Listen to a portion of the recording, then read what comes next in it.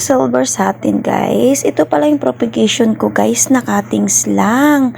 After 40 days, ganito na siya. Sobrang haba na. Dahil naubusan na ako ng coco pole, yan na lang guys nilagay ko. Stick na lang muna para may guide na hindi lang siya babagsak.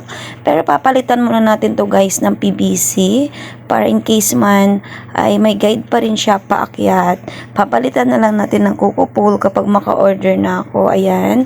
Papakita ko sa inyo guys kung paano ba ako mag-guide or maglagay ng mga stick or coco pole sa plants para hindi sila babagsak. Once kasi guys na walang gagapangan, ang mangyayari kasi is magkakaroon ng mahabang space sa kanyang stem.